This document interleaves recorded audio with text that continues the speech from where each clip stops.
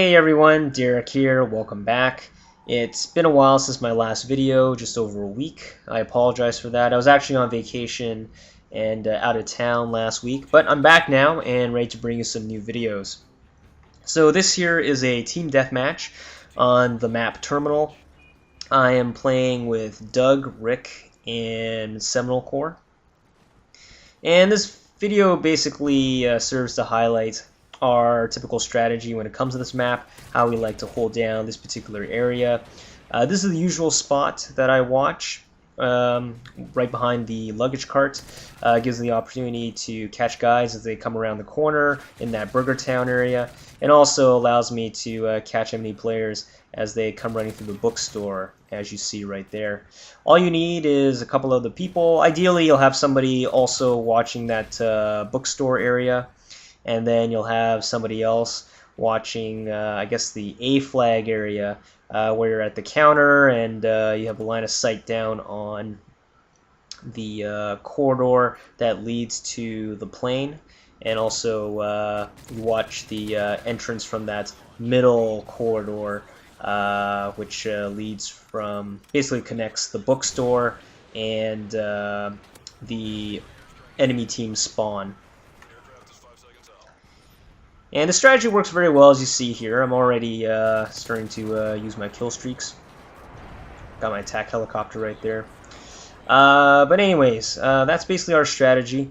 I wanted to take some time just to talk about the, I guess, information on the Black Ops 2 multiplayer that's been released so far. Just kind of summarize it nicely for you guys in one video. That way it saves you guys having to scrounge around YouTube just to find everything. But essentially, there are some fundamental differences in the multiplayer that's going to be happening with Black Ops 2. So I guess the most interesting thing they're doing this time around is with regards to custom classes. They have a 10-point system. So basically, all the stuff that you usually pick, you know, your primary weapon, attachments, secondary weapon and their attachments, grenades, perks, all that sort of thing. So this time around, you get to pick 10 of those things to make your custom class. And you're not restricted to what previous Call of Duties have restricted you to. Like, on the previous Call of Duties, you had to have a secondary. You can only carry, let's say, 1 grenade, carry 2 non-lethal grenades and that sort of thing. This time around, there's a lot more flexibility in what you can pick. And certainly, if you want to carry extra grenades, or put extra attachments on your gun, you can do so by sacrificing not having something else. Like, you can choose not to carry a secondary weapon, you can choose not to even carry either a secondary or a primary and run around with a knife. And then going along with that are wildcards, which allow you to do some, I guess, out of the ordinary things in terms of your custom class, but the price is that you actually just having that wild card activated counts as a point.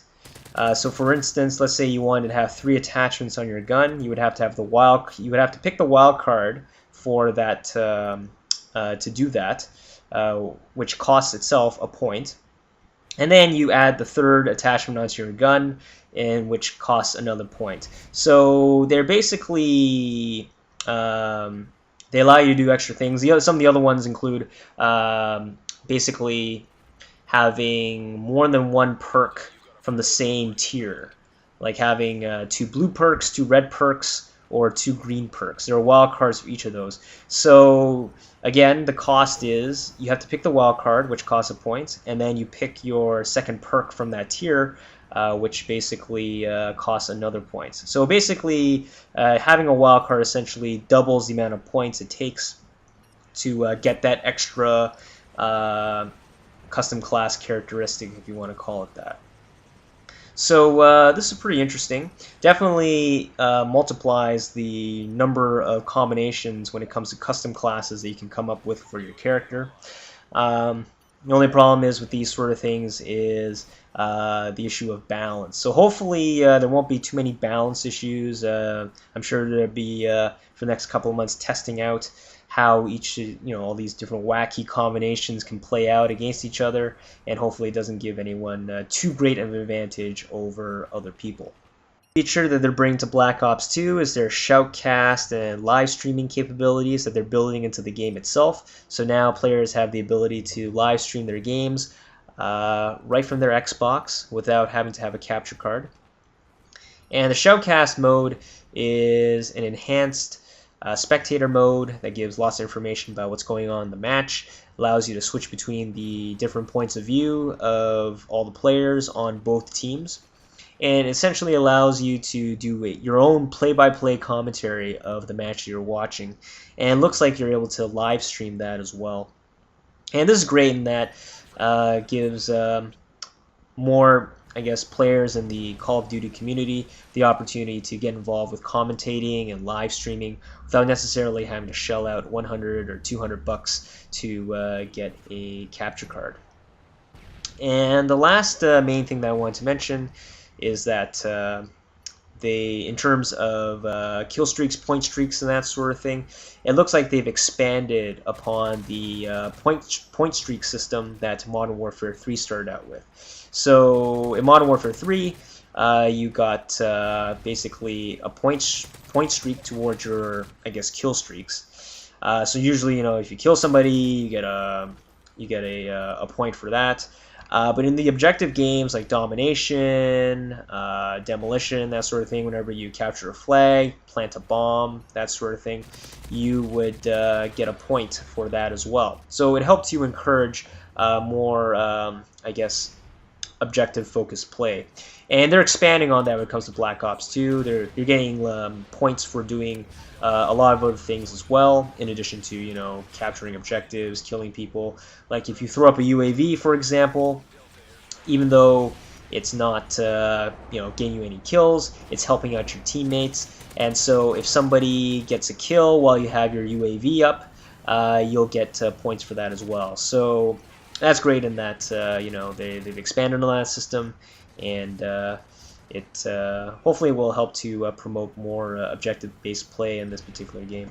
This is coming pretty close to the end now.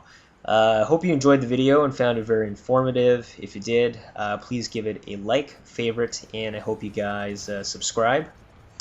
Rick here has the final kill cam using his trusty G36. And there's the final score. I go 24 kills and 1 death. Take care, guys. See you later.